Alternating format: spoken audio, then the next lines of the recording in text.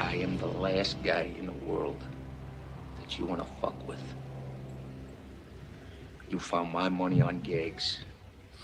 Let us pretend that you don't know whose money it is. We started off this year talking about Citizen Kane, Orson Welles' absolutely incredible directorial debut released in 1941.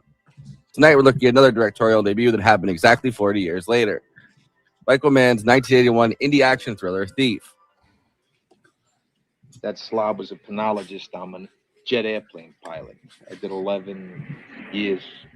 I got out, 4 years ago. What'd you go up for?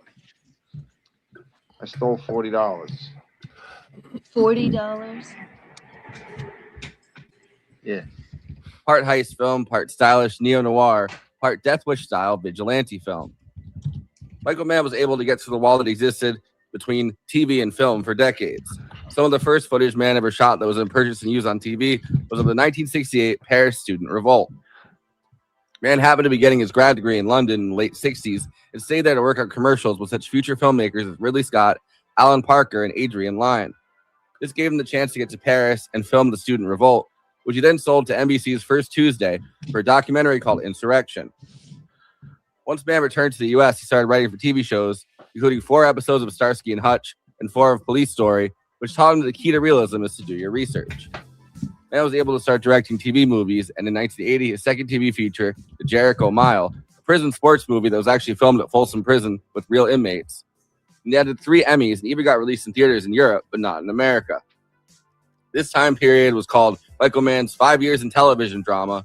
It was used to sell the feature film debut for Thief in 1981. Ain't nothing in this world for free, man.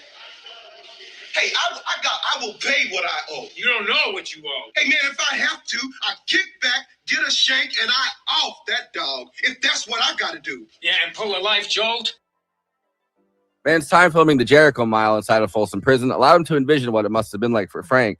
Seeing Frank as an outsider who spent 12 or 13 years totally disconnected from anything resembling normal development from 20 to 30. In Thief, James Caan plays Frank, an ex-convict and talented safecracker who has created a structured existence for himself buying a bar and an auto body shop. Michael Mann was also inspired by the Charles Bronson film, The Mechanic. What the hell do you think that I do? You sell little fucking cars, that's what you do. I wear $150 slacks. I wear silk shirts. I wear $800 suits. I wear a gold watch. I wear a perfect D, flawless, 3-carat ring. Frank's sense of structure is shattered when his associate, Joe Gaggs, who's carrying $180,000 of Frank's money they had fenced for diamonds, falls off a 12-story building under suspicious circumstances, to say the least, and dies on the sidewalk. The money, which was in Gaggs' pocket, is nowhere to be found. Barry, played by Jim Belushi in his feature film debut, who is Frank's mechanic friend and partner in crime. That's right, James Caan plays the most badass professional thief in Chicago, and his crime sidekick is Jim Belushi. Is it gone? Does he carry the cash on him? What? I'm talking to somebody. I will know in about 25 minutes. You get the work on. You meet me at Armitage Lincoln. Jimmy, here. Figures out that Gaggs is working with a plating company executive and loan shark named Taglia. Frank confronts the bosses at L&A Plating to get them to return his money. The beef is seemingly squashed and money returned by the Chicago outfit boss, Leo, Robert Prosky in another feature film debut, who slowly starts to pull a reluctant Frank into working for him as a professional safecracker. At first, Frank refuses, but his developing romance with a girl named Jessie, played by Tuesday Weld, and his need to get his mentor Okla, played by Willie Nelson, out of prison before he dies of heart failure, leads to Frank reconsidering Leo's offer. You want to put down contract scores all over the country, working directly for me? I am self-employed. I am doing fine. I don't deal with egos. I am Joe, the boss of my own body. So what the fuck do I have to work for you for? Maybe you don't. A real professional thief and recent convict, John Santucci, was cast as the corrupt cop Arizzi. A second actor, W.R. Brown, had been a former safecracker, and Chuck Adamson and Nick Nickius were both former Chicago cops, highlighting the gritty realism that Michael Mann hoped to convey in this film.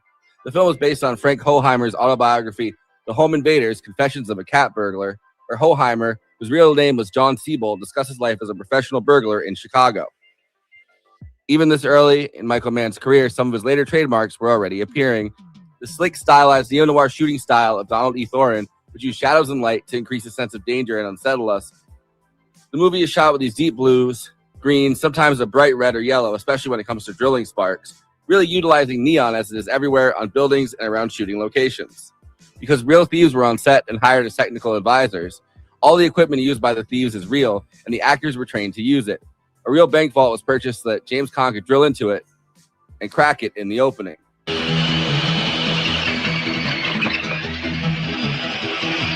This extreme attention to detail is another trait that Michael Mann has become known for. James Caan said this film was especially challenging for him, as he likes to be, quote, emotionally available, and there's nothing emotionally available about Frank. However, the speech that he gives to Jessie, who he's trying to convince to commit to him, is one that Caan said was one of his favorite monologues he ever gave in a film. One of the most storied scenes of the production of Thief was the scene where Frank blows up his house, which he decided to do with a fake front to the house which was blown up, damaging the real house in the process to the point where it needed to be demolished.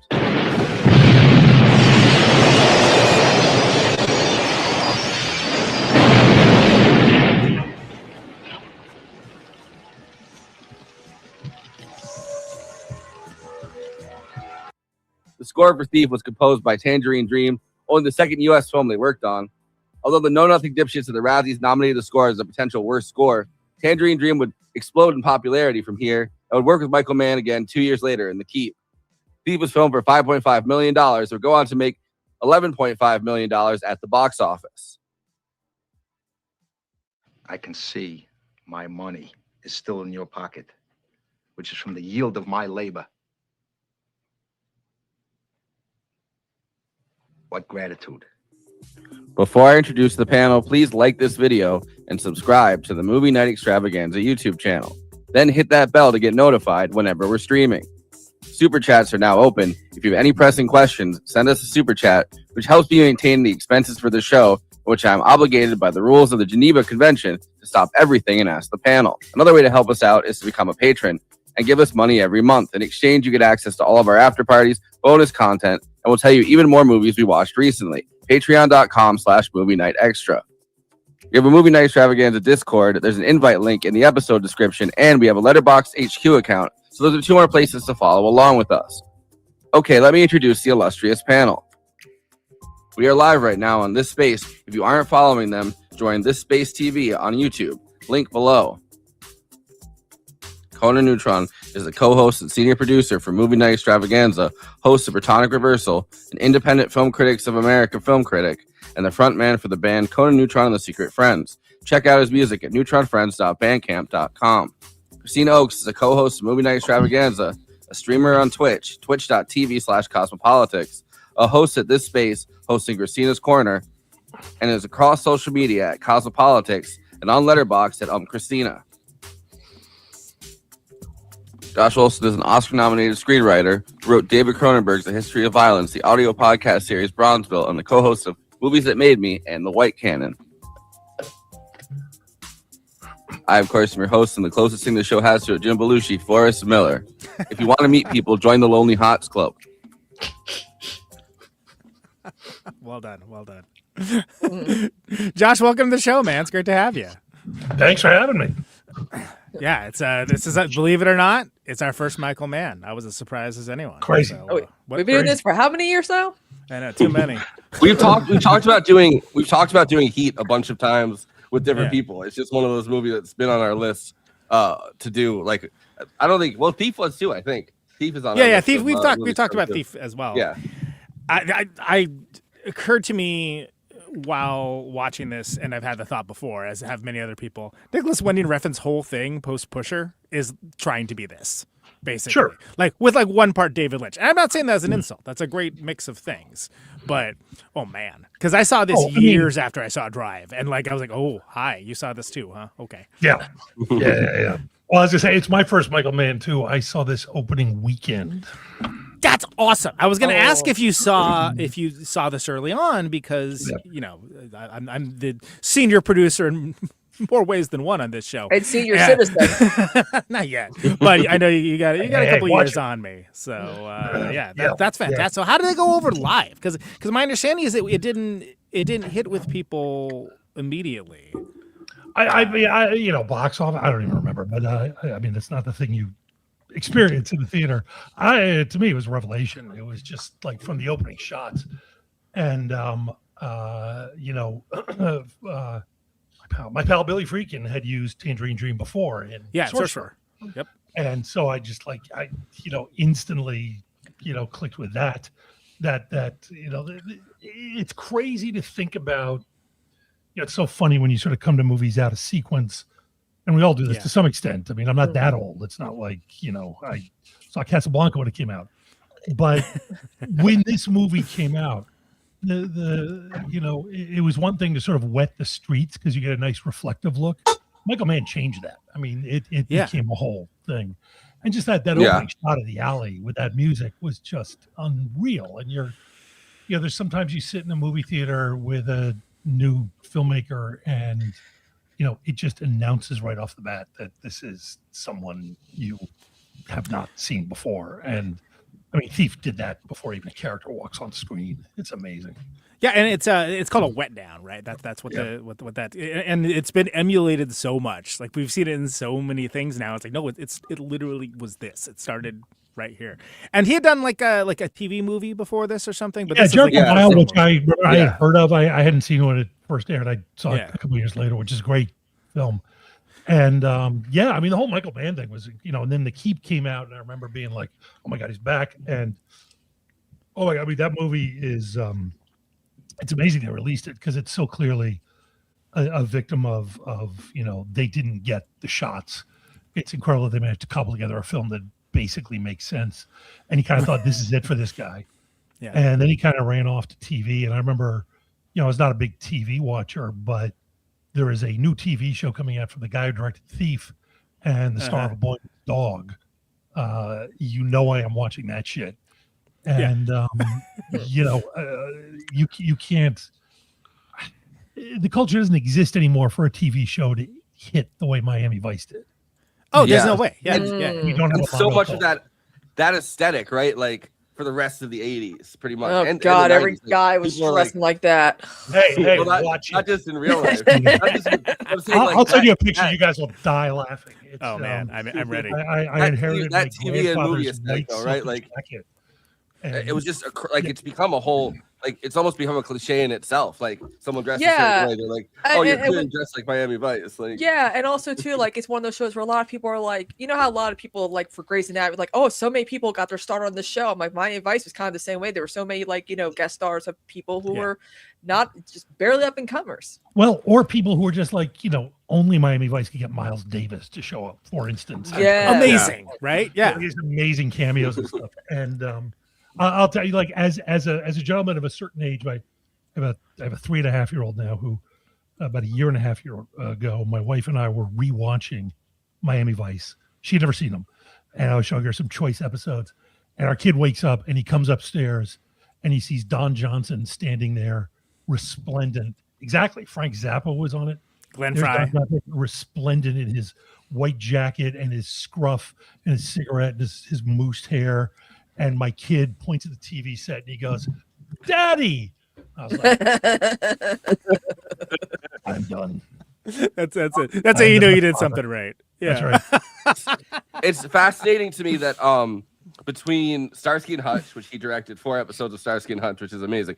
And then or he wrote 4 episodes of Starsky and Hutch, and then Police Story, not the Jackie Chan one, but the TV show Police Story. Police Story, then Crime Story was later on. I had to look this up because I was like, am I messing this up in my head? He wrote a show. Police Story. Yeah.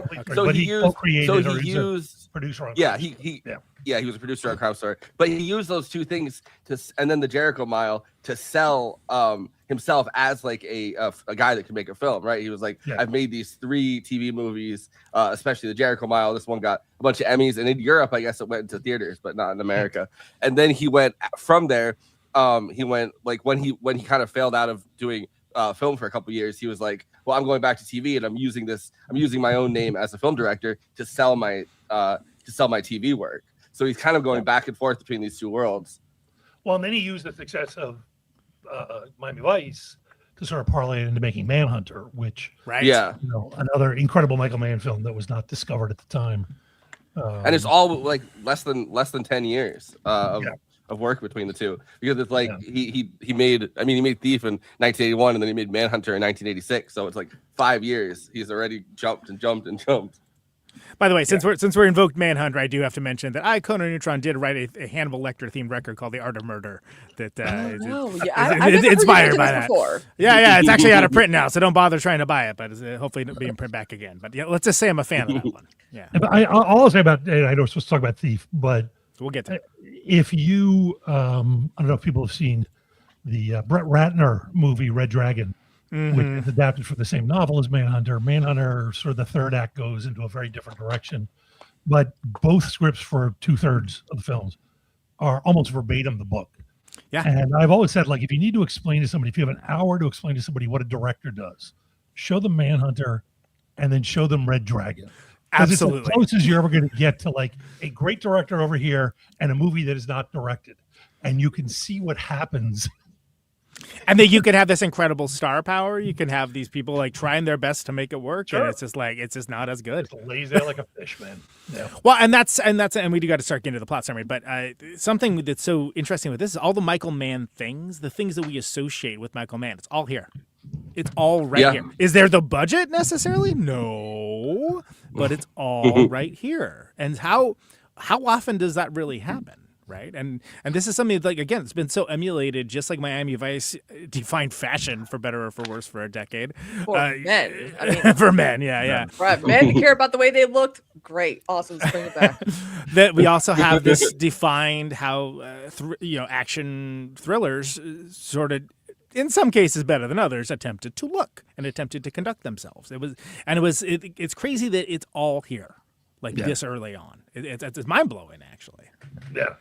I mean, I still, as much as he's gone off and doing so many, so many different kinds of films, it's like, to me, these are the Michael Mann hallmarks, like Thief and Manhunter, Miami Vice.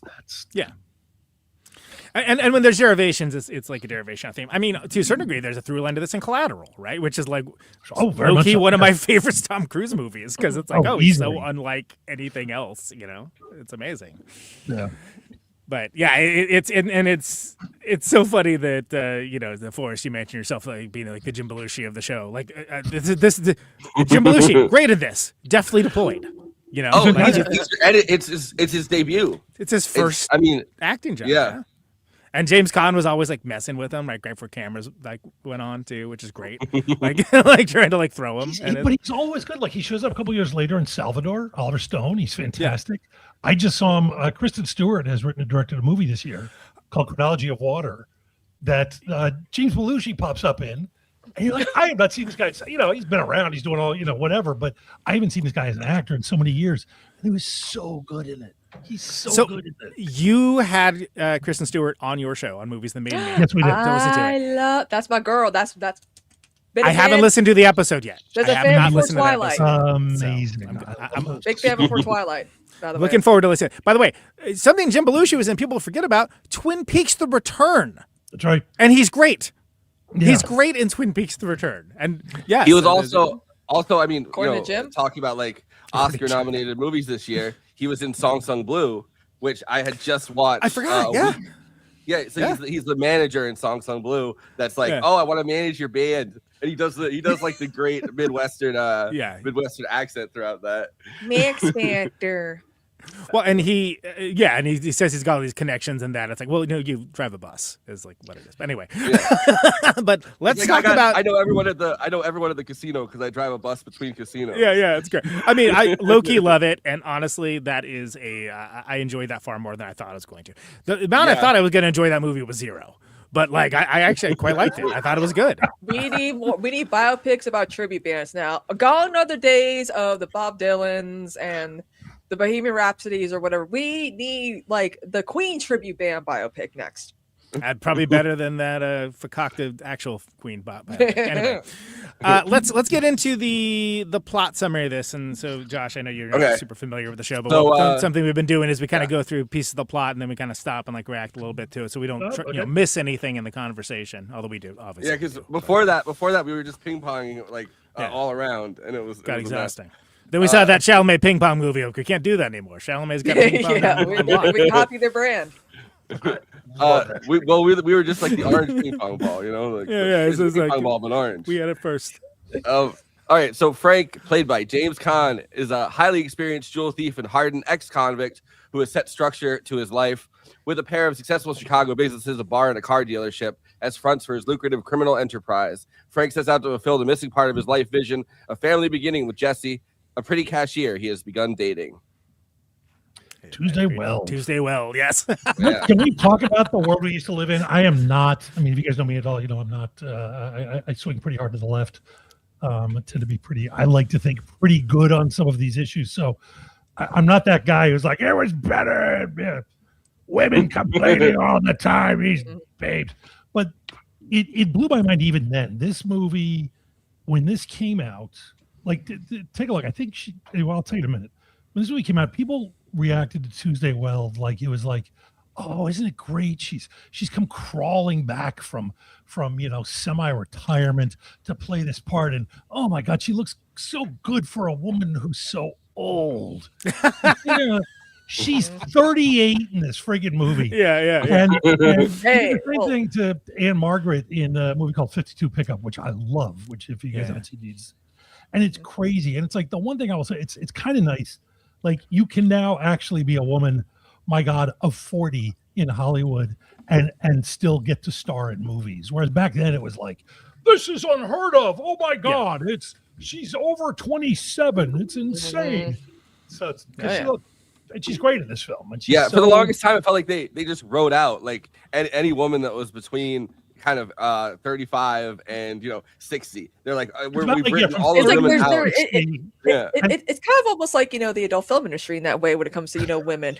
It's like, hey, you're the barely legal or MILF. There's no in between. There's no rules for you. It's like, but like you would disappear for like 3 decades and then come back and you get to play like old bags on a now you're playing grandmothers or something. Yeah. What I always say is that a grandmother and I still look good. What are you talking about here? Like, what I always say is that women develop the power of invisibility in Hollywood once they turn 35. That's right. I mean, but I was 62 playing a 50-year-old in The Substance, and she looked great. Yeah. But I mean, the substance was also hailed for that reason, right? Like it was like here's a role for somebody. And listen back to our episode on The Substance to hear all about it. Let's talk about Thief. Right. So Tuesday Weld looks amazing. Tuesday Weld coming up next. Next Tuesday, get it? After taking down a major diamond score, Frank gives the diamonds to his fence, Joe Gaggs. Most criminal-looking guy, I think, in a movie. And I believe one of many actual criminals cast in the film, or former criminals. Yeah, I love that. However, before Frank can collect his $185,000 share of the score, Gaggs is murdered by being pushed out of a 12-story window for skimming off mob collection money. Barry, Jim Belushi, Frank's friend and associate, making the pickup, discovers that a shady plating company executive, Mr. Gaggs is working for, Mr. Attaglia, is responsible for Gaggs' murder and stealing Frank's payoff. In a tense confrontation at Taglia's plating company, Frank demands his money back. I think that probably out of every mob front, plating company is probably the best one anyone's going with, because it's so boring to think about that as like a job somebody's doing. Yeah. Like your mind starts wandering after the first sentence. Like what? Okay, Yeah. fine. You know. I remember growing up, my dad would sometimes take me around to like businesses he had to work for like his architecture business to get various things, and I remember being like, "Holy fuck, I'm bored." So it's like if you have your mob deals going on behind something like that, and you're just like in a back office, everyone, it's like you have an invisibility cloak. You have the Wakanda thing around your. Yeah, exactly. Or you're a woman over 35.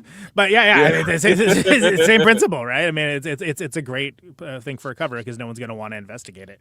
I mean, this kind of sets up the story like pretty early on, you know, that Jimmy Caan, which by the way, I mean, how amazing is his performance in this? I mean, let me be the 100,000th person to say it, but I mean, he's freaking incredible, and I'm a big better fan than of Elf in my opinion, but you know,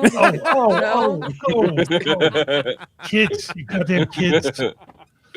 You got me. He was also kind of. I know what it's like. It's hard to describe. This came out at a time when his kind of sort of glory days were a little bit behind him.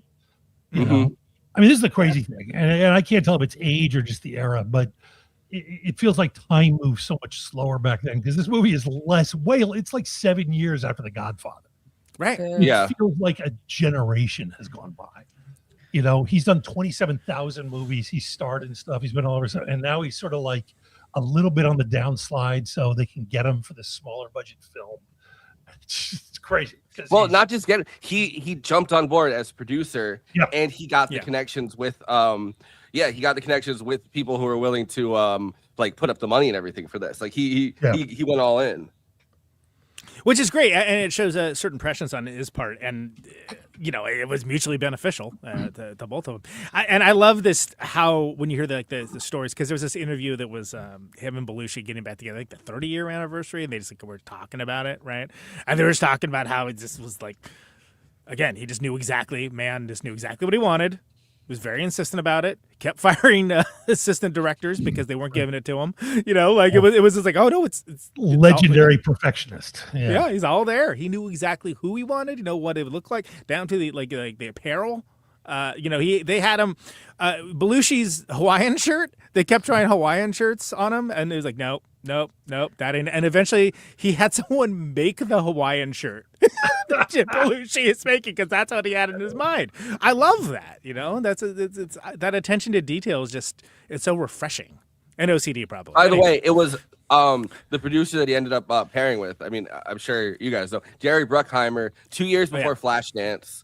3 years before, right? Beverly Hills Cop, and 4 years or 6 years before Top Gun, or 5 years before Top Gun. So it's like they got Jerry Bruckheimer like right before his before he dominated the 80s completely. Yeah. when he still had no choice but to make good movies. I mean, exactly. Take my breath away. This leads to a face-to-face meeting with the Taglia's employer, Leo, Robert Prosky, another debut in this. Yeah, he's so uniquely like a dude. In the, like it's. I was trying to think of any character like him, and I can't. You know what I mean? It's just like he's just got like this kind of like it's not your typical crime guy. But there were these guys just like fell out of the air back then. There were so many great character actors who just had these kind of, you know. He was apparently like a Chicago, I guess, a theater guy. Yeah, that's what I understand. And I remember like his big one was, you know, he was on Hill Street Blues. He replaced Michael Conrad. And did he really? Oh wow. Yeah. He's the, you know, so yeah, you show this to people who know him from that because he's so avuncular. And he's great in this too. He's got that. You know he's bad news, but oh man, I like this guy. Yeah, he seems all right. He wants to give me everything I want. Yeah, come on. You can trust him. He's like it's grandfatherly, right? Like there's something grandfatherly about his continence in this. He'd go on obviously to do broadcast news was like his other big broadcast news. That's right. I knew he was in another thing we had done, and it was broadcast news. That's right. By the way, Hill Street Blues, most invoked on this show by me to mention when a character gets killed off early on. The Hill Street Blues syndrome. Okay. Anyway, a high-level offense to Chicago outfit boss. Unknown to Frank, Leo has been downing Frank's merch from gags for some time. He admires Frank's eye for quality fence goods and professionalism. That's your first red flag. I know all about you, and you like I fence your goods, and they're just so good. They're just you have a great eye for professionalism, and wants him taking down contract scores all over the country, working directly for him, offering Frank large profits. I'll make you a millionaire in 4 months, Leo states at their jargon-filled meeting, which is monitored from a distance by police surveillance, as well as a hidden Barry armed with a rifle in case the meeting goes bad. I love the I love that it keeps flipping between obviously John Belushi on the or Jim Belushi on the thing with the rifle, and he's just pointing the rifle to make sure that if things go bad, he can just take out Leo. But then also it keeps jumping between that and the cops who are just listening, and they're like, "What the fuck is that?" That guy's always going to be Paulie to me because he was on Crime Story. He came back later. That actor, and he was along with Dennis Farina, and I think like a bunch of these guys grew up in a place called the Patch in Chicago, and then grew up, and some of them went on to become cops, and some of them went on to be crooks, and one of them went on to be Michael Mann, and then they all come back, and it's like, so he's got Farina, who's a retired cop, playing a killer in this thing, and then he's got that guy playing a cop. That guy was a thief. Yeah.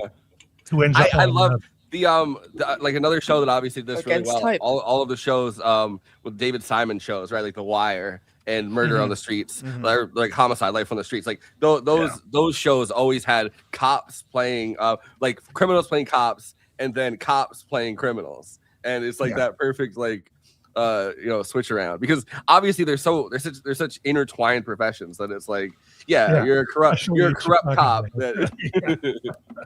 I hate to be wrong. I think Farina put that guy in jail at least once. Well, really?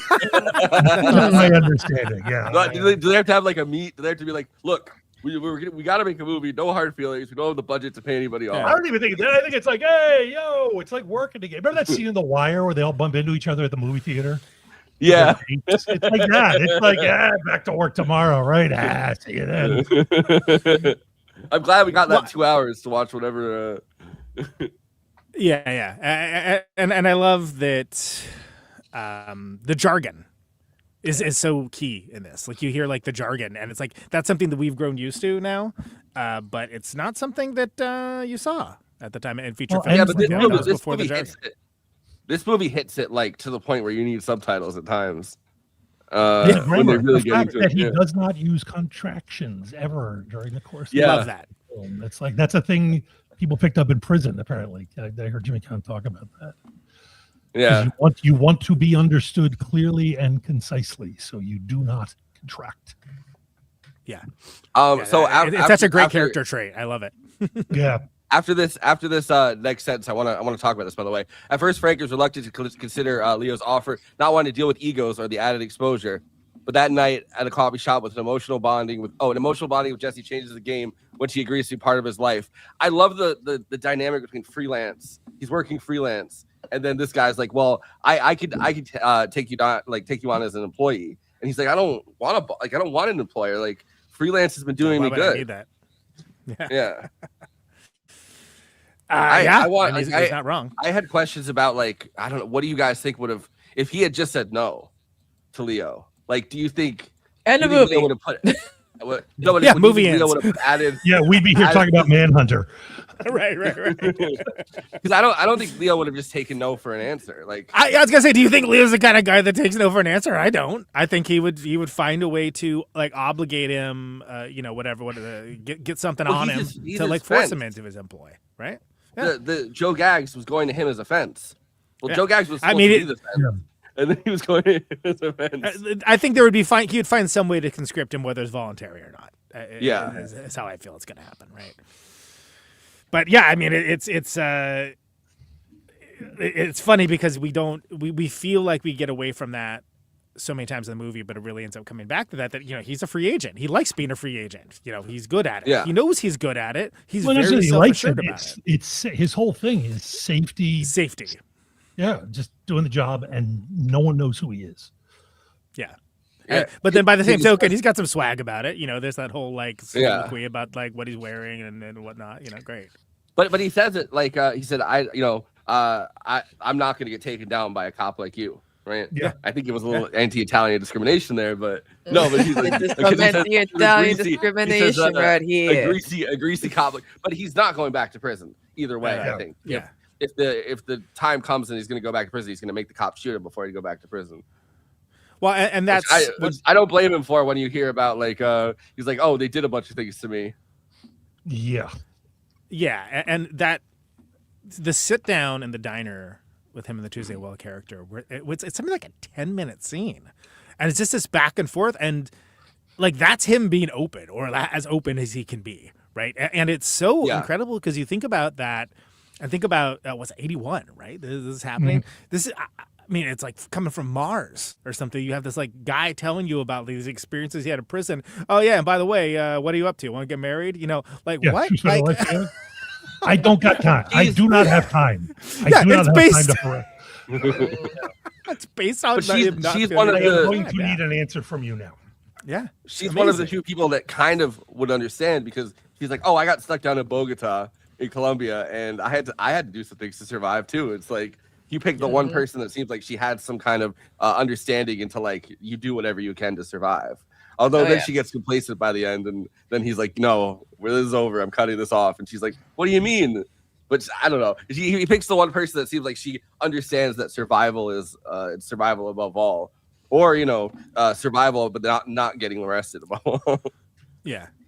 Well, it's interesting because it could have been played just having like that, dudes rock female character has no agency, no interesting attributes.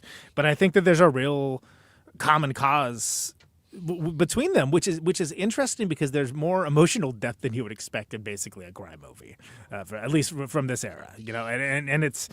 Yeah, it's testament to, again, Josh, you were praising Tuesday Weld just for being very good in this. She is really good in this, and then it's. Yeah.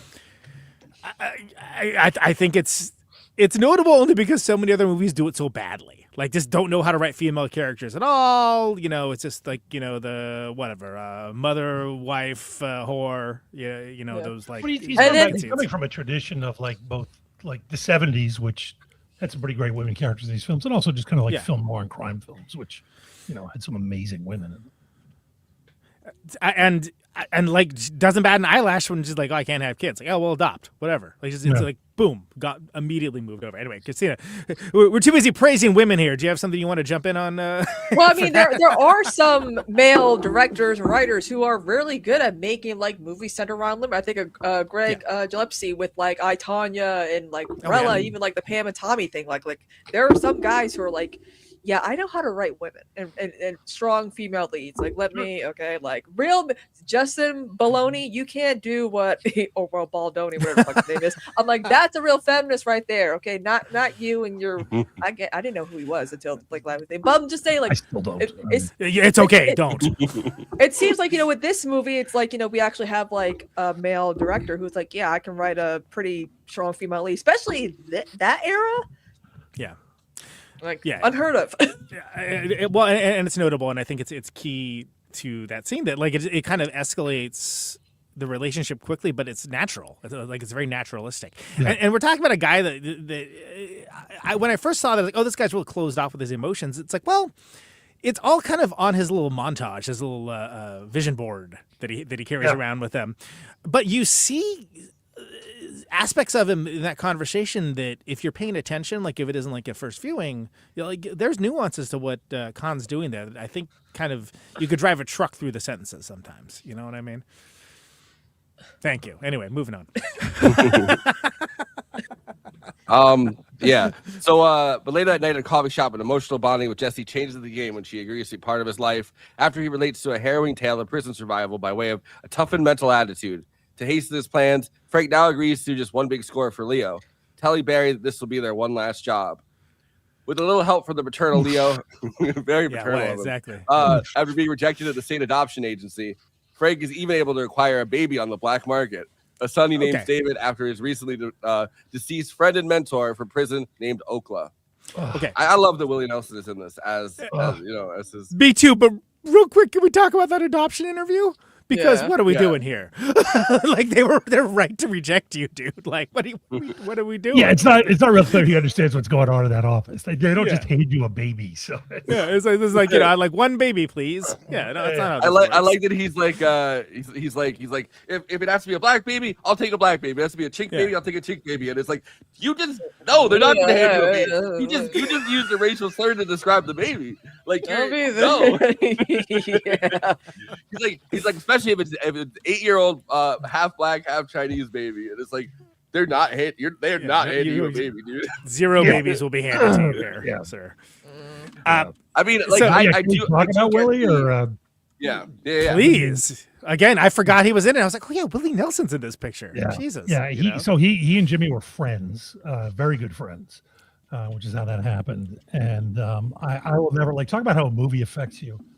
Many years later. Obviously, I was a kid when this movie came out.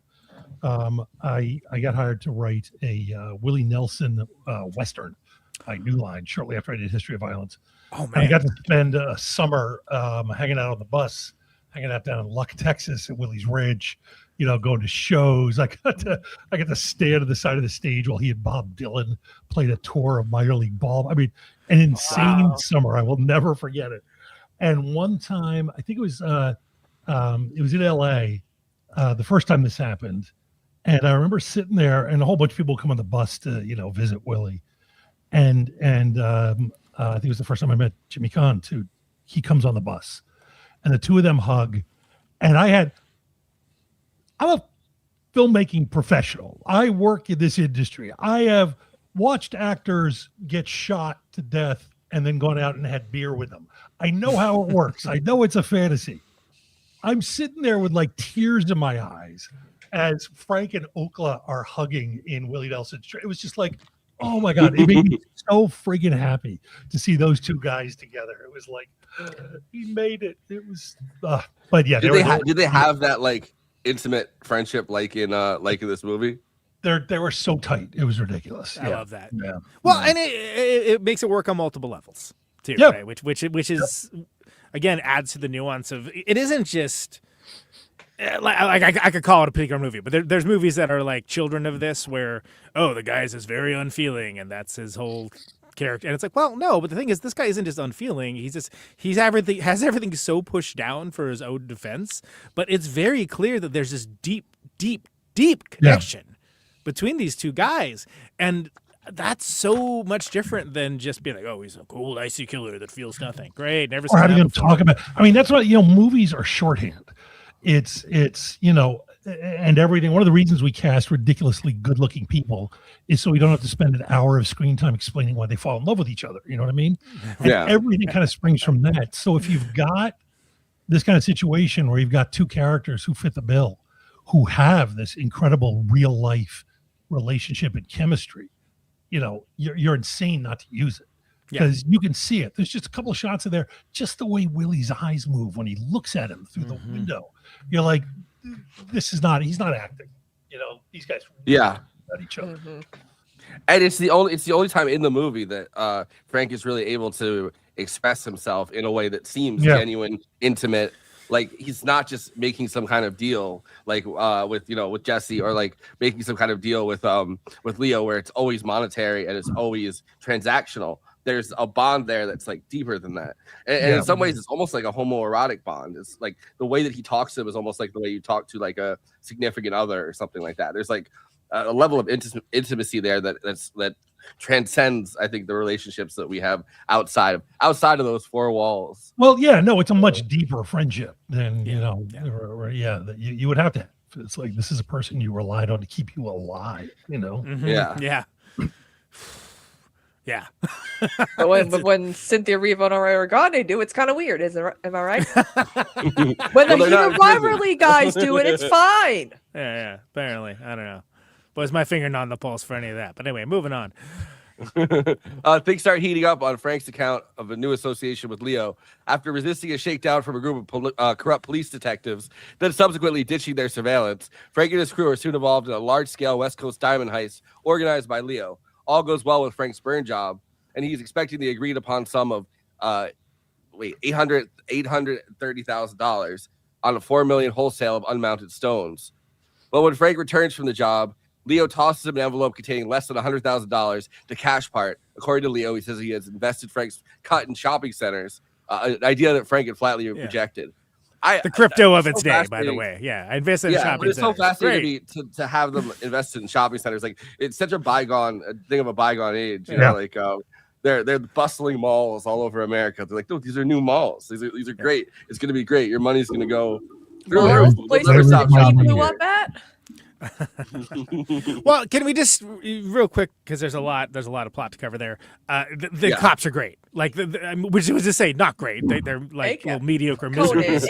But sure, yes, we are an ACAB podcast and we vote. But the as just dirt bags, great. They're great dirt bags, which is to say, and they're just flabbergasted. We wants nothing to do with those. Well, we get 10%, and he's like, "The hell you will." It's like, well, do you not understand how things work here? The cop wants him to do the math for. He's like, we get 10, we get 10 points on it. What is that? How much are we netting here? It's his level of disinterest and disdain is off the scale, and it's perfect. And it's also like portends doom.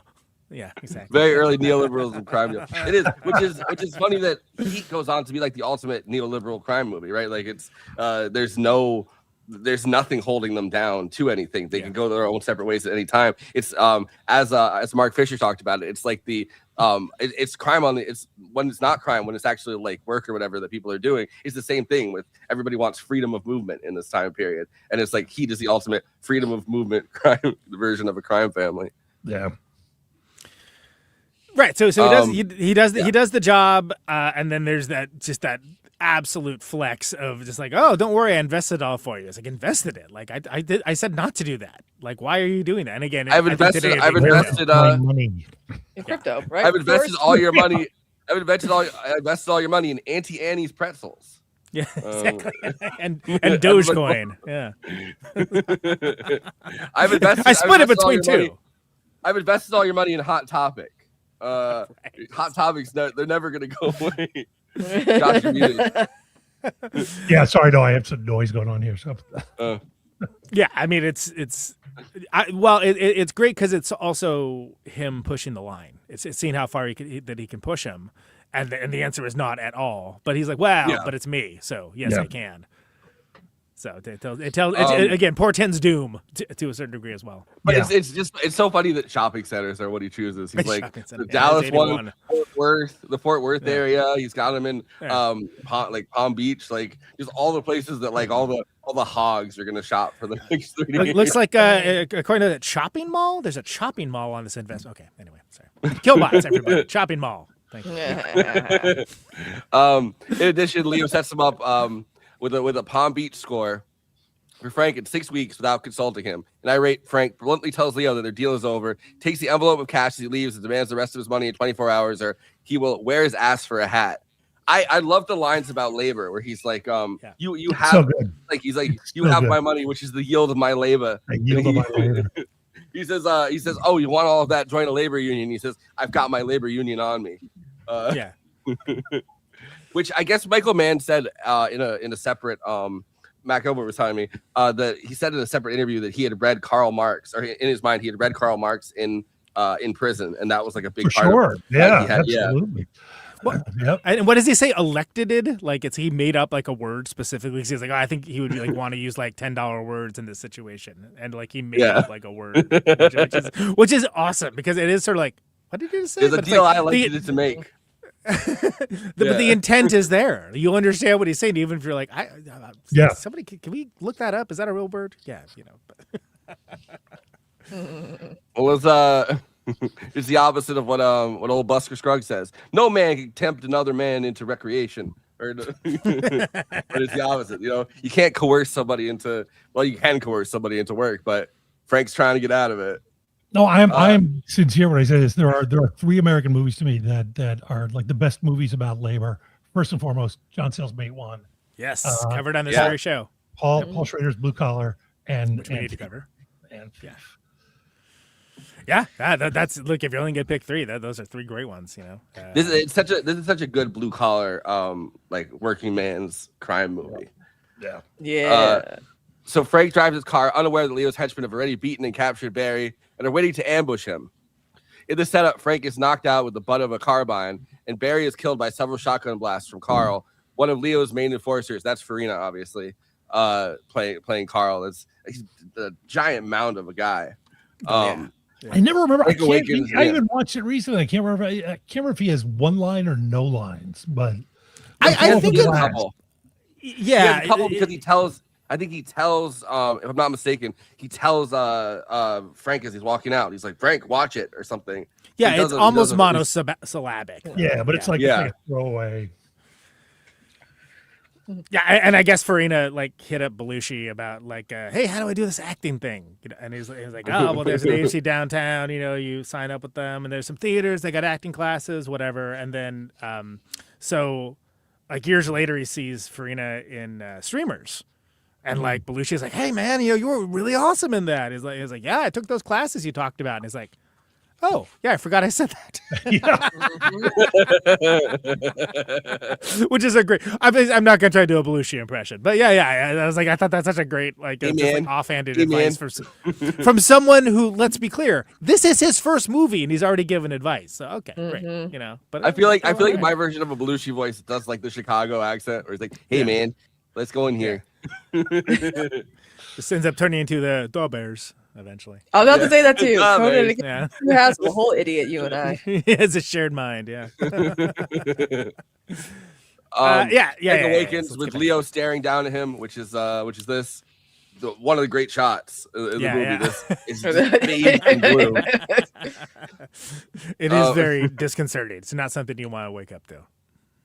Harmony Korine copied some of this style so much in Spring Breakers. Oh, with everybody like bathed in things like blue or like dark red, like those colors. Korine in Spring Breakers and everything Nicholas Winding referenced in the past 15 years.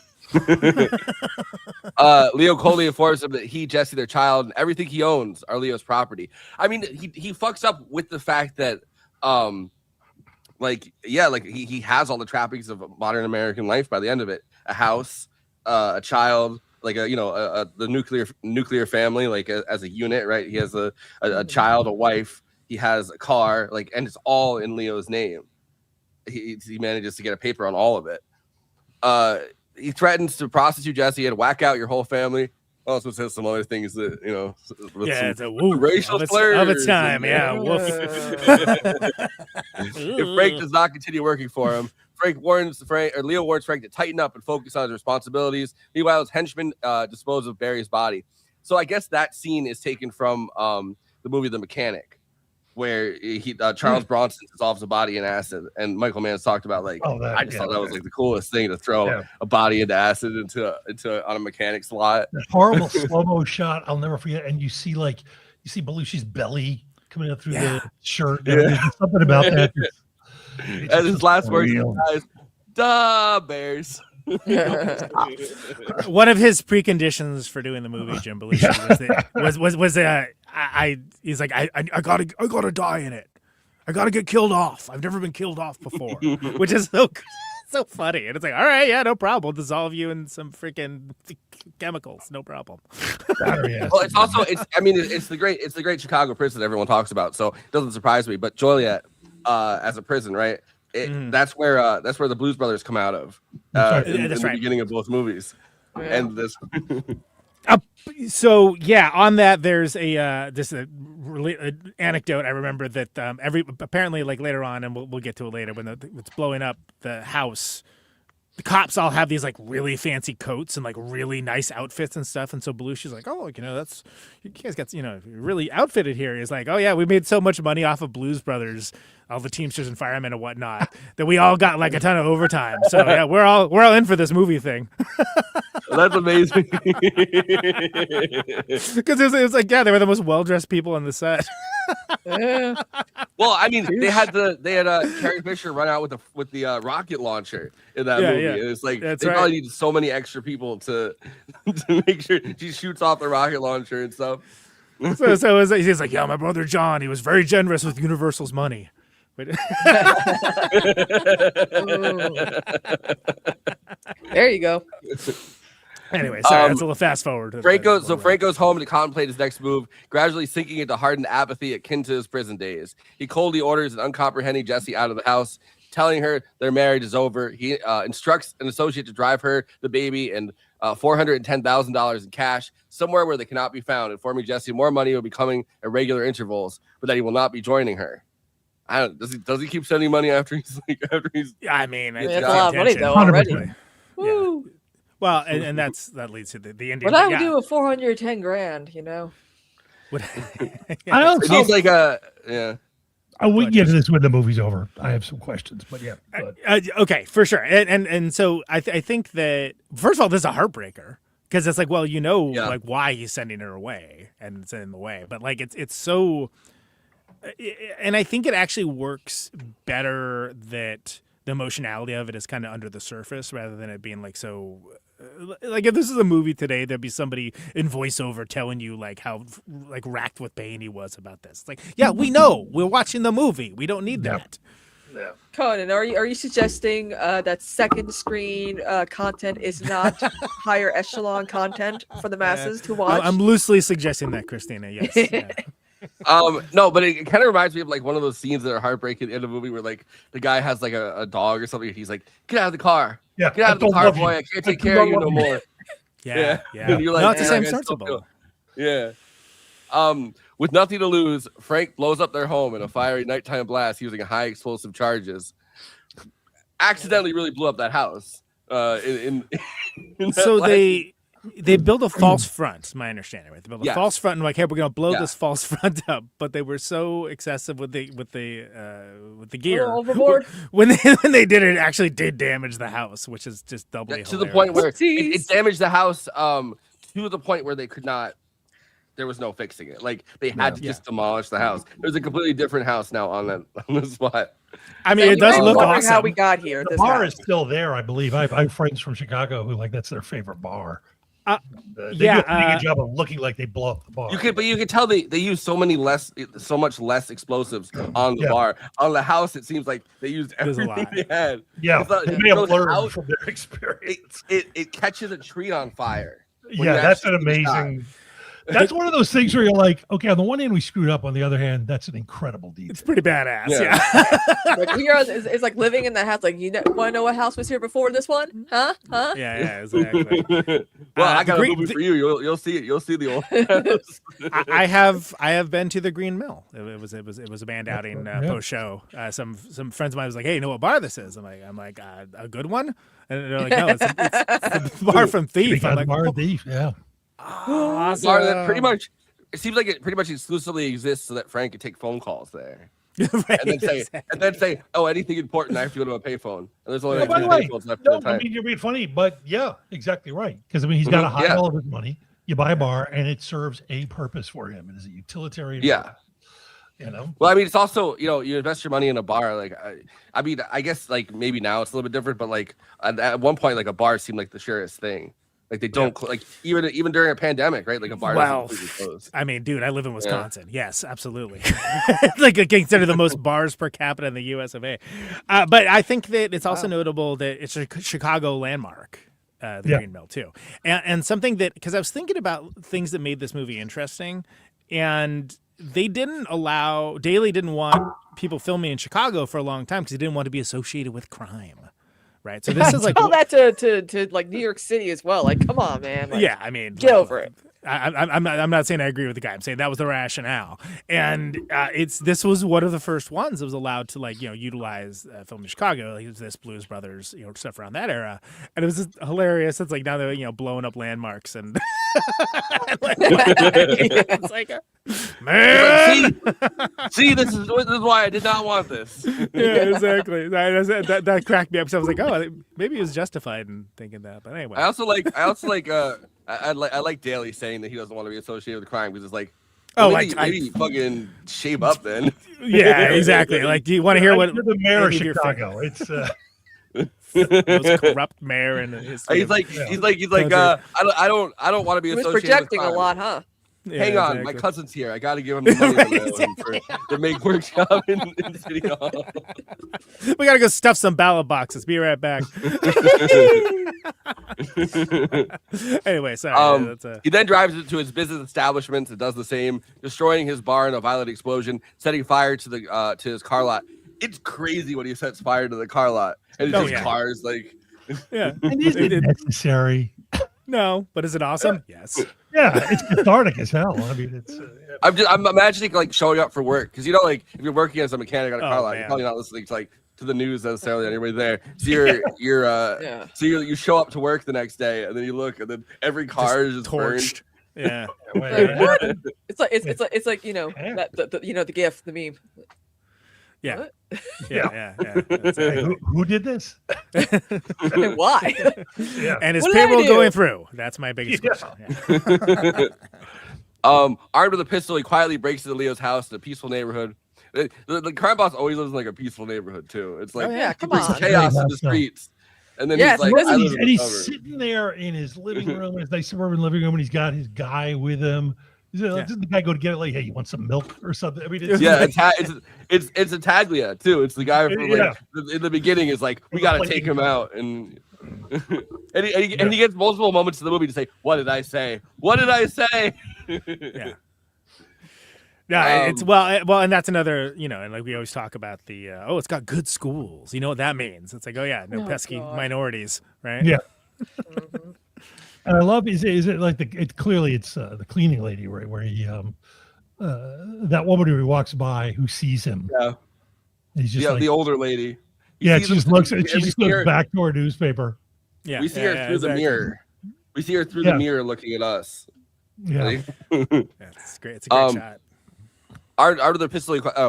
Frank hunts for Leo, who is hiding armed with a .357 Magnum revolver. Leo is inevitably located and gunned down. They have such a good moment where it's like he's hiding, but his fucking fat belly is poking out from where he's hiding. Over in front of the armoire. Yeah. Like you just and there's like a lateral kind of 90 degree dig into thing. this, and I forgot to. We just watched it again a couple weeks ago.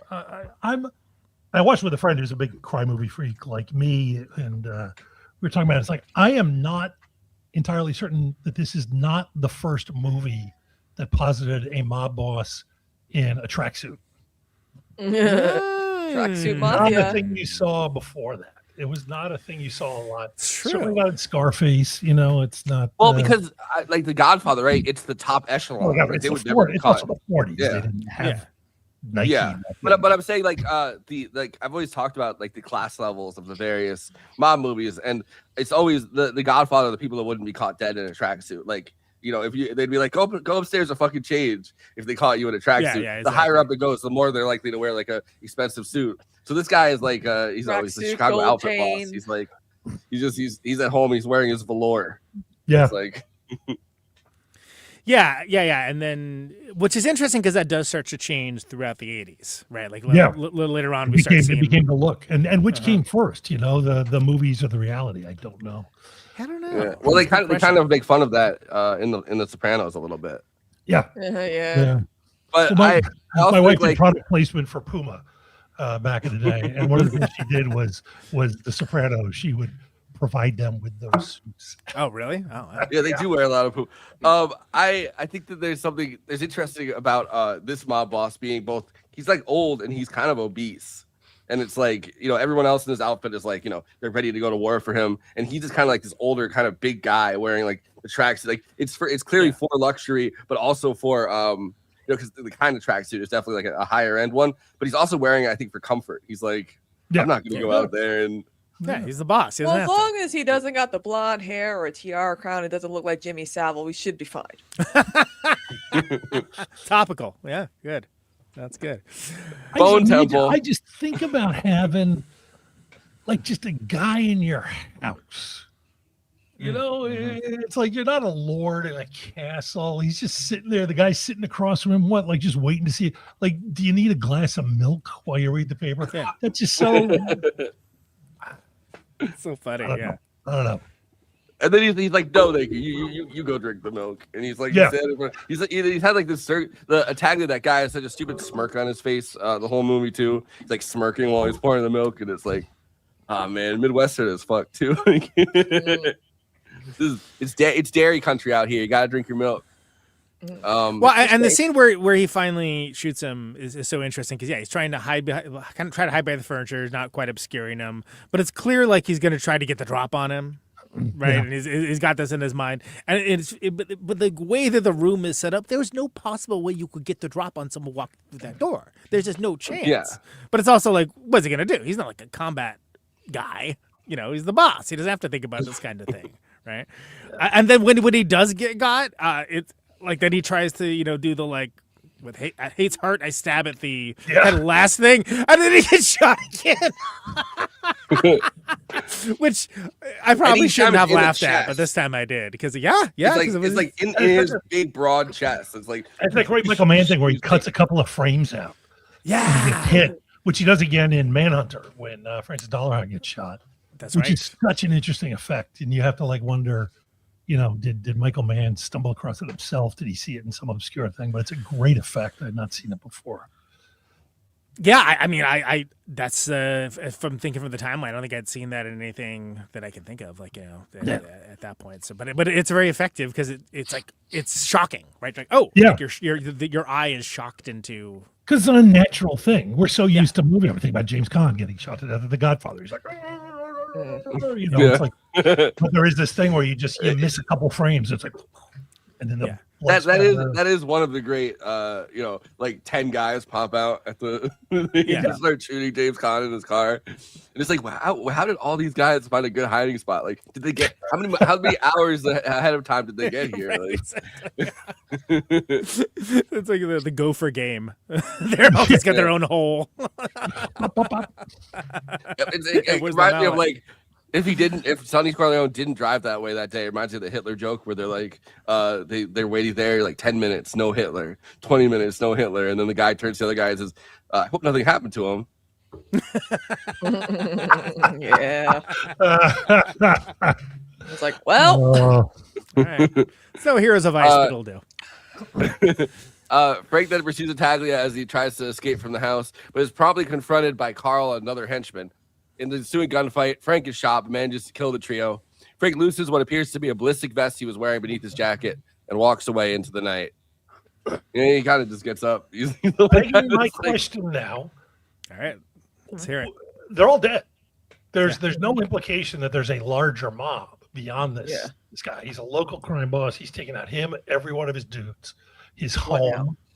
Why not just go? Like he knows where to send the money. Go back, pick up Tuesday Weld, go kick it somewhere else. I mean, so that might be, That's the question. So I know a few people that their theory is that's exactly what happens. And I'm like, I can see that. You guys know the movie from a couple of years ago, I'm Your Woman, with Rachel Brosnan? With Rachel Brosnan. Yeah. Really interesting film. I really liked it. And it's I'm trying to remember, a woman named Julia Hart co-wrote and directed it. And it is essentially, although in her version the Jimmy Caan character is killed, it's essentially like what happens to that character next from the other side. Sure. Yeah. No, that makes sense. Okay. Weld character kind of going out. I mean, not literally. But it's like so clear that was kind of a like, oh, what does like that's where that thought experiment starts. Well, because they have this back and forth in the scene with Robert Prosky, the first scene, and he goes, "Oh, I'm going to go into retirement." He's like, "What are you going to do in retirement?" Because it's like this guy's mentality and the way of holding himself, his mindset is so wrapped up in I'm an ex-con and now I steal stuff and I'm not going back to prison. It's like does that guy have it in him to just settle down and start over again? But it's open-ended, right? And that's one of the reasons why when we've done a couple noir months on this show, like theme months, we do that a lot, and Thief has come up as a noir topic because of this ending, frankly, because it is very much, to the annoyance of like some reviewers I found when it came out. They were like, what's up with this ending? That's terrible. And it's like, well, have you ever seen like a noir movie? Because that's kind of like what happens there. You ask yourself that question, and that's one of the reasons it makes it interesting. And I like to think that he does go find her, like why not? Why wouldn't you? You're right. There's no boss beyond the guy that he just plugged in his bedroom in his velour tracksuit, Well, and that's one of the reasons. I'm a believer. It's like you always end on a question. Always end on a question, even if it's small. Because it's like, if nothing else, if you just made the dumbest movie in the world, your audience is walking out, and instead of just like, hey, where are we having dinner? They're walking out, you're going, so what happens next? And that movie's still in your head. It's like it's not just good art, it's good commerce. He turns to his campaign manager. What do we do now? What's my Yep. Where's that crossover? Yeah. Yeah. So he ends up, he starts working with Robert Redford in the senatorial office. Yeah. Yeah. Oh, he's real good with the working class. Oh, okay. That's right. Comes from the working class. He knows how to talk to them. Conan, want to do no contractions. The working class does not talk with contractions. I love the no contractions thing so much. Like it's not something I caught the first time too. But it's like, has he used any contractions? I was like, and then I look up. It's like I cannot think of one. Yeah, well, and then he talks about how that was like a choice he made and then try to do that for a day and see it's like when you're taking public speaking and they say don't like that. Yeah, I think this is the clip where he talks about it. Hold on. I grabbed one from because this had a Criterion release a few years back, so there's so much stuff where that restoration is amazing, by the way. Like that the restoration on this, it's so good. I want to say this is the clip where he talks about this. What are you looking at? Huh? If you listen to the whole picture, I chose there's not one contraction in it. I never say isn't, wasn't. I was right. It was this one. So it was, I am the last guy. This is not the way it is supposed to be, whatever. And it was very, distinct and strange. You want to make people join a Lonely Hearts Club, I am a straight arrow. I am a true blue kind of a guy. I've been cool. I am now unmarried. So let's cut the mini moves and the bullshit and get on with this big romance. It was pretty much the story of a guy who tells a story pretty much with that scene with Tuesday in that coffee shop. But it really turns out a guy who's in a hurry to achieve this collage because there were like 11 years of his life stolen because he robbed $40 or something. What is this? That is my life. And nobody can stop me from making that happen. There were a lot of choices, in Thief. And I made that choice early to be, very distinct and not give a shit about anybody.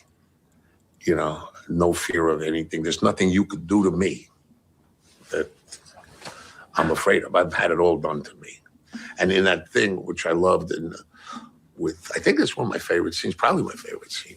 And I was so proud, like when Strasbourg and they used to do that scene, like at the studio and other places, they, for their students.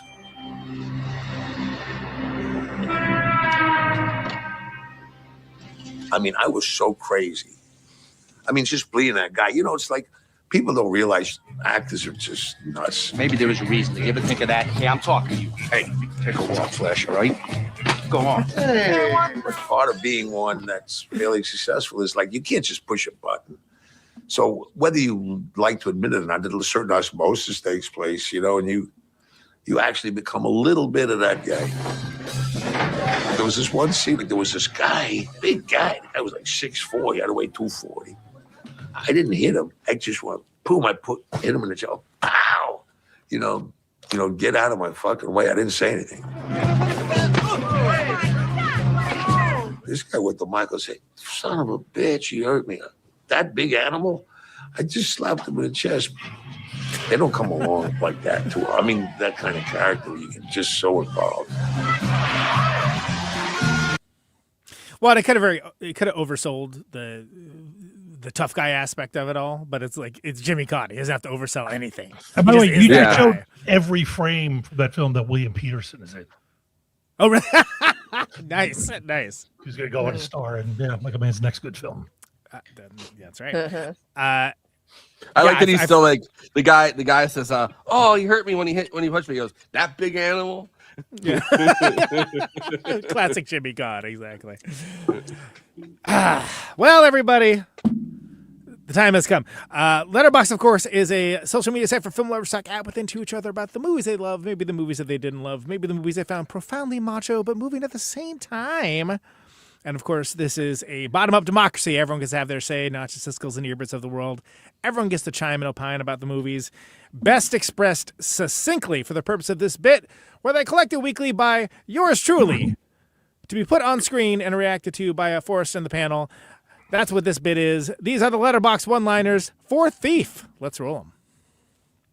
Going from freelance to having an employer made him want to blow up his own house.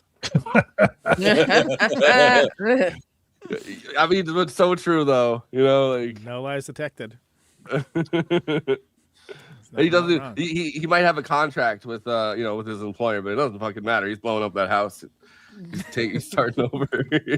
I have been a freelancer for 30 years, and I would blow up my own house. If you look up the word cool in the dictionary, you'll find the definition of the word cool. If you want to experience cool, you just need to watch Thief. That's 2 lines.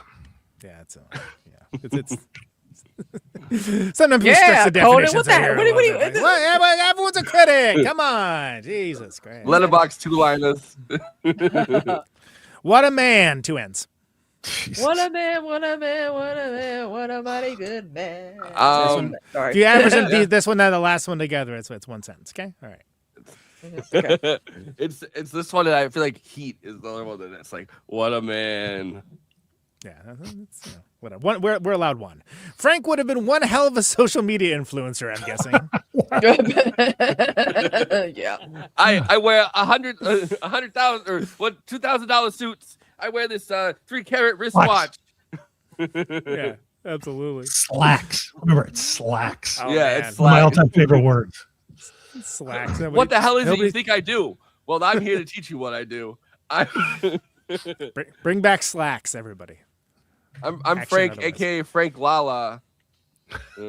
I want you to like and subscribe. Make sure to hit that bell for notifications. Hit the bell. Hit the bell. I said hit the bell. A lot of people have been saying they don't see our notifications. Hit the bell. Anti-capitalist masterpiece where James Caan literally burns down the system. Yep. Yeah, piece by piece. The house, the cars, the bar. You know? That's a great director, Joe Talbot, by the way. Last Black Man in San Francisco and many other great movies. Oh yeah. So. Nope. I mean, the last one said it was Jack Nance, who's been dead for years. So I never. Yeah, I don't think that's actually Jack Nance. Star of Eraserhead. Yeah. You know, you fucked up when a man throws away his dream collage postcard, which he made out of magazine cutouts. That's true. By the way, if you follow me on Twitter, you've seen that image before, even if you've never seen this movie. It's, Yeah, the header. It's a good one. It's got swag. I love that just Willie Nelson is on there because, like, short of context, it's like, oh wow, he really likes Willie. He wants to see Willie Nelson on tour just once. Just once, right now. Yeah. He wants a bunch of ghost kids for some reason, and he wants to see Willie Nelson on tour. That's crazy. What is this movie? Yeah, if I had a bunch of power tools, I could probably rob a bank too. Big deal. So those were John Santucci's tools that he used. Like he still had his tools, a lot of them, and they were getting. He was teaching James Caan how to actually like blow through a safe. It's amazing. Sidebar, I love how when they're going through the operations, there's like the great Tangerine Dream score for all of it, and then it drops out just to hear the torch. I think that's such a cool. I love that. Well, the shot of him sitting there after they've drilled with his cigarette, and he's just greasy and tired. He's just sitting there, and there's something about that scene that's just like, damn, like did the job. You know, it's an amazing shot. Yeah. There's I guess they didn't fully tell James Caan that like the scene in the beginning where he blows into like where he goes through the safe that he's gonna actually have to do that. And the day came in the shooting schedule, and they were like, "Okay, are you ready? It's time to break into this safe. You got to drill into it." And he's just drilling into it for like a really long time, and then he does the last thing where he grabs something else and he pulls out the two last pieces or whatever and opens the door, and everyone started clapping because they didn't know whether he was gonna remember to like pull out the last two things holding it together. He just did it by like, yeah. What a thing to just go off vibes for. You know, amazing. The Razzie is nominating Tangerine Dream for worst score of 1981. Is just another of many god-awful looks for that shitbag organization. Yeah, for sure. Agree. Well, it would not, like, by the end of the 80s, I feel like that would not have been the case at all. Everyone would be like, "Oh, it's a great score." Not even. But that's yeah. You got to say it was radical in Sorcerer, and it was still radical in this, and it's what happens is you come in and you train an audience, how to see and hear in new ways, and I do every time I hear Tangerine Dream, I do still think about trucks, like trucks just going over a little, like a little. Yeah, totally. They kill it on that too, Great. Yeah. Criminality is the purest form of capitalism. Yep. I like that you could switch it and it would still be true. Capitalism is the purest form of criminality. Yeah, sure. That works too. Which is why it's true. Absolutely. But like, I love that he gets addicted at the cops and he goes, "Find your own scores. Why don't you work for a day?" Yes. That's great. So good. He's robbing people who are then robbing him, and he's like, Find your own money to rob. Why are you taking money out of my pocket? Yeah. Great. Amazing Power Tool ASMR compilation video, sadly interrupted by the story of a toxic marriage and a man who refuses to do what's good for him. I love ASMR. What boss wrote this? Exactly. He should have just gone with the contract. Leo was offering him such a good deal. Yeah, exactly. He did nothing. The boss did nothing wrong. Exactly. Those are the Letterboxd one-liners for Thief. Please follow the show on our Movie Night Extra account for Letterboxd HQ, where we're posting all the great stuff from this very episode, attendant short-form content, tidbits, things along those lines. A safecracker over there at Always Flacco. That's your host. He's logging stuff for this show and so very much more. You can follow him on Letterboxd as well. Do you have a license for this? I do. At Conan Neutron, you can follow me for Highbrow, Midbrow, Populous Fair, Criterion Challenge well underway. Please follow along if you feel so inclined. Do all that in the popular Letterboxd platform. Kristina, as always, stealing hearts down there at Kristina on Letterboxd. You can find her logging stuff as well.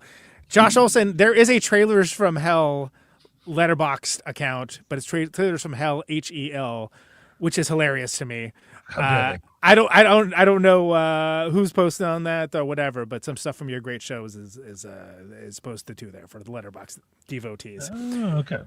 Before we let you go, we're gonna need to if you get any plugs and final thoughts for Michael Mann's Thief, Josh Olson. I mean, the final thoughts. I could go all night. It's just. Well, you can't. That's why we're doing it now. But anyway. Yeah. No, I got nothing. I love this movie. I love movies that rip it off well. I was talking the other day. There's a handful of movies where I can still remember what it felt like to be sitting in a theater watching them. And this is one. I remember the movie theater. It's actually the same movie theater. To date myself, where I saw Terminator on opening weekend. Hell yeah. And oh yeah, I'm going to tell you, this was a time, man. I mean, there's some terrible movies in the 80s, but you could still like wander in off the street to see some, little thing and just be blown away by something like this. And yeah, it's crazy. And I'm still, I will say I have fallen victim to the I think Michael Mann's gotten a lot of bad press over the years, and I think there's been some bumps in the road, but I recently sort of hopped back on the train. My good friend Dan Waters pushed me to watch Black Hat, and I got to the point where I never even saw it. There is a new Blu-ray 4K of it where they went back to his original cut, which apparently never even hit theaters, and I was like, "Holy shit! It's a really good Michael Mann film. He's still doing it." And I love the Miami Vice movie, and I mean he's still out there, he's still doing it, and love him. By the way, Dan Waters, also a writer of Heathers, which we had Michael Lehman on to talk about some years back, and great writer. Yeah, I got before you go, Josh. I got one more clip to play, and it is the safe clip where he's talking about breaking into the safe. On like this would be my worst nightmare if I was an actor, like not being prepared to do this, and then on the day out there, like, all right, buddy. Oh, you didn't get that note? You had to learn how to crack a safe? Okay. Yeah.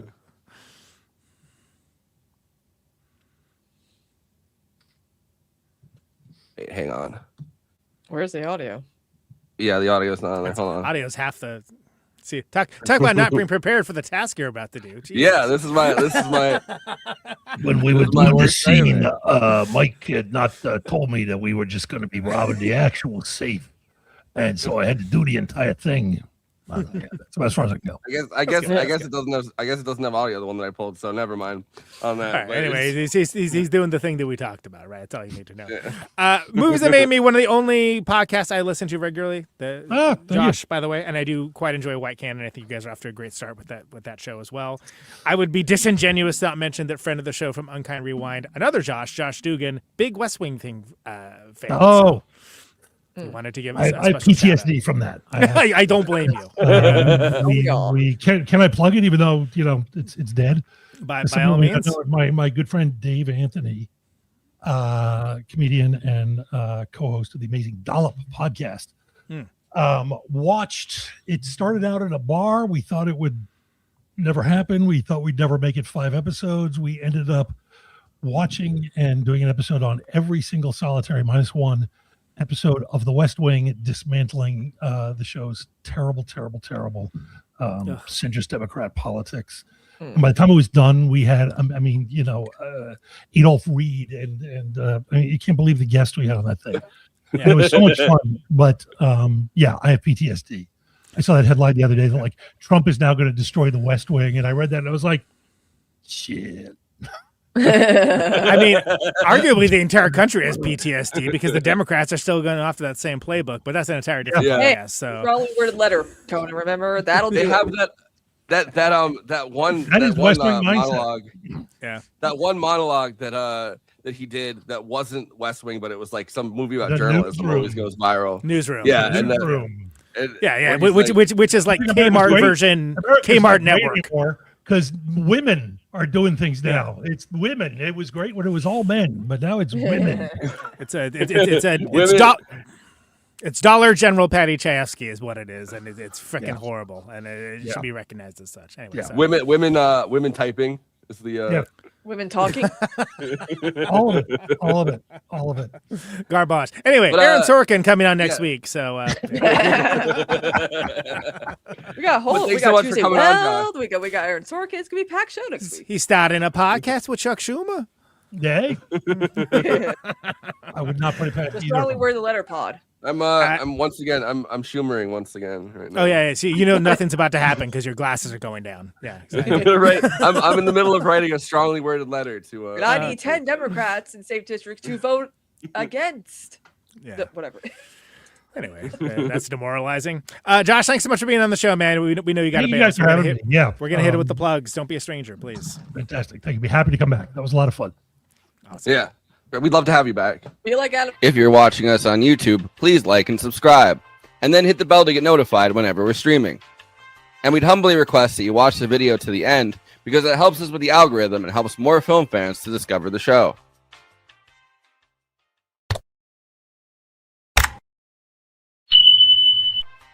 We're also monetized. If you want to get your chat questions definitely read on stream, you can always send us a super chat, which will help us keep the show going. Every cent helps. If you're watching on Twitch, you can gift us a free sub on Amazon Prime with your Prime membership, but getting subs on Twitch is always appreciated, and it helps to follow us on there as well.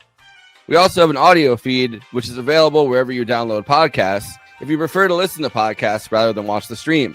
That's updated usually the same day we stream, but watching on YouTube and Twitch is the best way to get the show first, live as it happens. If you want to support us with a monthly donation and get access to all of our after parties forever, which go patron only after we do them, you can become a patron at patreon.com/movie night extra. Link is in the description for that. It really helps us keep the show going since we do have some expenses to make this happen. We also have a Discord community. Link is in the description for that. We sometimes watch movies we cover on there. We get into conversations about everything from film to TV shows to related podcasts. We even have a Discord channel for memes. It's really fun on there. You can find us on all the social media platforms: Facebook, Instagram, Blue Sky, Twitter, and Threads. You connect with us on all of those. Talk to us. We'd love to hear from you. Lastly, we recently made a TikTok at Movie Night Extra where we're putting up short form clips from the episodes. Okay, passing this to Conan so he can tell you about his music and this week's Protonic Reversal. Conan, who's on Protonic this week? Yeah, so the William Goldsmith episode, Same Day Real Estate, Foo Fighters, Assertion, Fire Theft, whatnot. That's up. Some short forms from that episode are going up, and it's going out to the main feeds later. There was a little bit of a delay with that one. But, of course, protonicreversal.com for the archives. Always free, no ads, no sponsors, no kidding. $1 a month, patreon.com/protonicreversal for that. I have Tom from The Chop and 1001 Album Complaints, the great show that I'm on quite often, who they released a record called Stay Puffed that is a Ghostbusters-themed concept album. And it is fantastic, and so he's gonna be coming on to talk about all that. It's really great. I love all the Chop dudes, all the 1001 Album Complaints guys. That's next one coming up. I'm looking forward to that one. Should be good. Of course, neutronfriends.bandcamp.com. Conan Neutron, The Secret Friends. You can find us on tour in spring, which I'm living for right now with this like 10-degree weather and whatnot. What have you. We're going out with Red Cross. We got Long Beach, San Diego, Phoenix, Austin, Houston, New Orleans, Jacksonville, Tampa, the Little Steven's Underground Garage Cruise in Miami, Orlando, Atlanta, Nashville, and LA. We have 3 shows with Mike Watt and the Missing Men before that, 2 of which are with Lung. That is downtown Los Angeles, San Pedro, and Yucca Valley. So those are still not officially announced yet, but they're happening and should be good. There are not going to be any other tour dates on this tour at this moment in time. There will be other stuff to announce later, but you've made it on tour when somebody says, come play Brazil in the comments. So that's happened with this tour. So come play Brazil. Brazil emoji. Exactly. You guys know the vibes. NeutronFriends.bandcamp.com. We got some new merch coming for the spring. I'm going to put some of that up in the store for people that are curious about that. We have the Neutron vinyl pressing coming in. It's great. Come check that out. Lots of good stuff coming on for that. Caterwaul, we've held off on announcing because of ICE stormtroopers basically taking Minneapolis over. Kind of seemed like in bad form to be talking about our rock and roll party. But any luck, that's at least going to be abating a little bit. And we will be putting tickets up for sale as well, announcing the initial 10 bands in the next few weeks. So keep an eye on that, caterwaul.org. For Caterwaul, we are now officially, in about 10 minutes, entering our award season coverage that myself and the lovely Kristina down there produce every year. So I will kick it over to you, Kristina, to tell us a little bit about what we got coming up for the people. What do we got? Yeah, Kristina? well, it's that since the nominations are out, and some shockers, some surprises, some not so surprises, some wise, no other choice, not anywhere. But we're also going to be going over, who we want to win, who we think are going to win, and all of our featured guests will be joining us for every episode. Maybe not, but regardless, they will still not all of them, but they will be voting. Regardless, they will still have a chance at picking. And we, you know what, Conan? I think we should also make this available to the community to make their pick. I thought we should put some money on it. I thought we were going to say next. When episode I mean, I was like, "What's up, Lauren?" That's why we are. That's why Sinners we down are. the line. That's why we're now sponsored by Kalshi. Kalshi. Yeah. We can put money on. Yeah. We're gonna put the Patreon money on one battle after another to win. All $5 of it. Anyway. But yeah, so I think we're starting it off. We're starting off with One Battle After Another with Aileen Jones next week on Wednesday, not our normal Tuesdays, and we will be live streaming our after party, our picks, the 3 of us, for that one. For the awards that matter. For the award. There's some that we're like, we're not gonna whatever. Not everyone. We keep it lively, and again, as Kristina said, who we think will win and who we would want to have win. So that'll be the 3 of us doing that. We have other folks joining us for this great month of Oscar coverage. Scott and Toronto coming on for Blue Moon. Julia Linger coming on back for Wicked for Good. Josh Dugan coming on for Begonia. Again, as mentioned, Eileen Jones for One Battle After Another. What am I missing? I'm missing something. Secret. We're doing the Secret Agent as well. Yeah. I can't reveal who's going to be on there, but most of those guests are going to be live streaming their picks with us, just like we've done in previous years. So if you're a patron, you already know all this. If not, consider joining for the Patreon. It's a lot of fun. I mean, if you're like us, where this is like your Super Bowl, right? Yeah. Then it's a lot of fun. There's a lot of pain that comes with it too. It's like, really? That's what? Yeah. Of course, every year the anonymous Oscar voter leaks what it gets leaked, and I get so fucking mad. I'm like, what do you mean it had nothing? Like last year, we're like, oh, I fucking hate that bitch Demi Moore. I'm like, who cares? What is that? You like her? Nobody cares about what you think.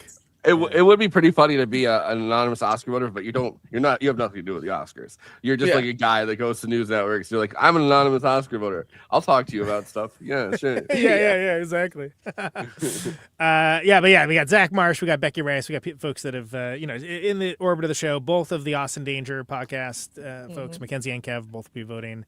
Sean McGrath gonna be doing as well. So should be really good for that. We've got a pretty solid docket coming up, and of course we will be live streaming the Oscars, the Academy Awards. We'll do our annual. Y'all better, and y'all know Conan and I, we always dress to impress. We should be doing red carpet coverage. It's what, considering some of the red carpet coverage I've had in the past, it would be a step up. Let's put it we would be better than stupid TikTokers. The only the woman, what's her name? Amelia, the woman who does the chicken shop. She's the only one that actually asks interesting questions. Yeah, she was on the Adam Freeland show pretty recently. Oh, Marty Supreme. We're gonna do Marty Supreme as well with that ping pong movie. Ping pong. That's definitely not getting any negative attention right now. Yeah, I slept in today. Any news about that? Anyway, to be fair, it's not. It's Good Time that's getting. Exactly. My boy Marty didn't do nothing. He did nothing wrong. Marty Supreme, the Martin Scorsese story. They really should have done that, but I really did think that's what it was for a long time. Yeah, I was like, they're making a movie with Martin Scorsese. Is this like a fictional account of his life, or like? They did a whole documentary. It's on Apple TV. It's really good, and I was like, oh yeah, Marty Supreme, right? They're like, no, it's called it's called something that's not that you could get from a thrift store. Am I right? Exactly. Anyway, that's what we got coming up. What else got, Kristina? Oh, for me, well, I've been streaming my ass off, and I'm still trying to catch up on sleep. But you've been streaming so much it turned your hair straight. Yeah, exactly. So tomorrow for our This Space show, we're gonna and I think next week too, because we're doing a show on Wednesday. We're gonna let them play our Adam McKay interview. Yeah, and apparently he's working with Sylvester Stallone on a pro ice movie that Heroes of Ice. It would be funny. It would be funny if it cut off right there before he said that you guys thought People would be like, wait, what? We went Saeed. I know we're not covering that stupid Melania movie. We do not support Brett Rat, whatever. Anyway. Yeah, his name did get invoked earlier for talking about the Red Dragon. Yeah. That is comeback. That's story, a movie. right? I am literally wearing a Death's Head moth bolo tie. That's how much I'm down with the whole Silence of the Lambs, Hannibal Lecter world. But yeah, Red Dragon's not that good. I mean, it's 2/3 of it is, and there's things that are great in it, but boy. But the important 1/3 of it is what matters, right? Which is the end, and it's not great, and it's very telling that Jodie Foster was like, "Nah, I'm good," and props to Julianne Moore for doing her best. What's up? Yeah, because isn't that the one where that's always parody? Because it's like with Ray Liotta. Yeah, exactly. Hannibal. Yeah, it's. I'm like from fucking Goodfellas to this. Okay. Yeah. Okay, right. Anyway, so basically, in the movie pantheon, Manhunter, awesome. Silence of the Lambs, awesome. We need to cover it. You can skip the other two.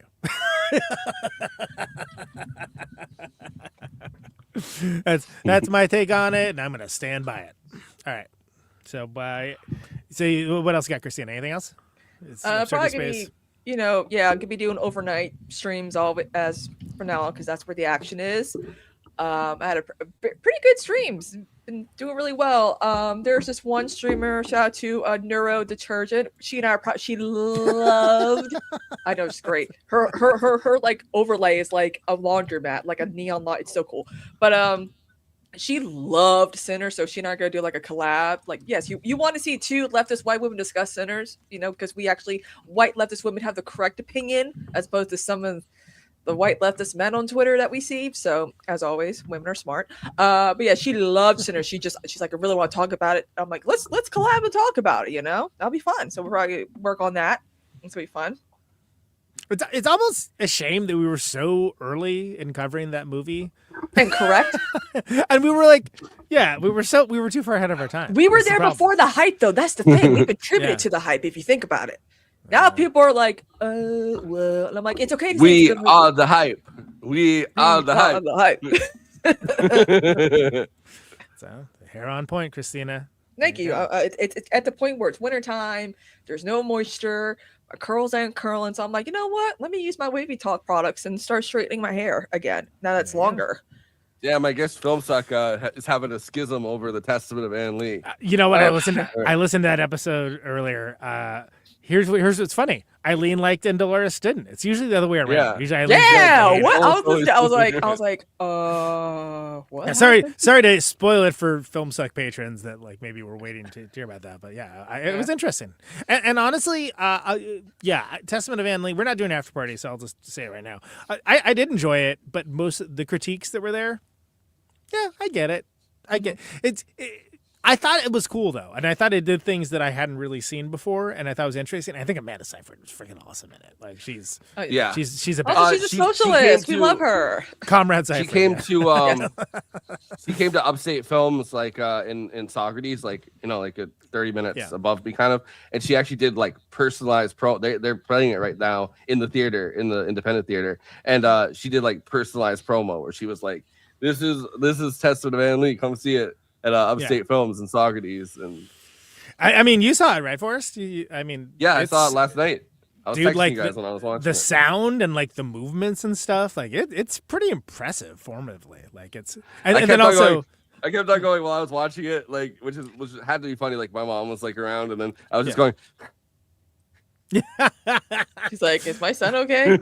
and what's great is this is not a spoiler when they're on the boat and the Shakers are all singing their songs, like help them get through it. At one point, like the crew's just like, "Shut up!" Well, it happens a bunch of times. So funny. Like everybody's in the beginning. That's a right? gift Everybody's main react. problem with the Shakers is just like they're so fucking loud and Like, annoying. enough with this, like The cops bust in and they're like, they're like, you've been making too much noise, mate. Blimey, and like are arresting everybody. Yeah, it's I liked it a lot so funny. better than I liked the Brutalists. They Oh, solved yeah, the main. They saved the main problem with the Brutalists is that it was 4 hours long and this is only 2 hours long. Yeah, I think it's very, very unique and cool movie that in a different year would be. I think at least we'd be talking about a Best Actress nomination for. We've got a lot of good feedback on Christina's hair. That's kind of Love what longer hair. matters. Christina's hair looks great. Hair on point. Yeah. You know? Exactly. Heroes of Ice. That's a different one. Yeah. So there you go. Okay. All right. Well, Can we we do will final be thoughts? back next. Oh yeah. We didn't do our final thoughts. In a second, I thought we. Yeah, for some reason I thought we. Christina. We pivoted into Testament of Ann Lee as well. Yeah. Christina, what are your final thoughts on the Testament of Ann Lee? Oh, I love the Testament of Ann Lee. You know what? You know what's so funny? People forget that James Caan took like a break from acting. During the 80s after like this movie, and I think like one or two other ones before he did like Misery and all that. But like I feel like this one, the theme kind of goes like under the radar when it comes to James Caan performances. And I feel like more people need to be aware that he might have had a bit of a slump, but like he crushed it in this movie. And the fact that he was so dedicated to not, that he did not use. But yeah, I mean, this is it's a good Michael Mann. So I'm glad that we finally actually did one of his might as well start films. with the beginning, right? Yeah. Yeah, I feel like he had at the very least one good movie a year, like a decade, right? Yeah. Like Yeah. because The Godfather, and then this, and I guess he was also in El Dorado, and then Misery in the 90s, and then Elf.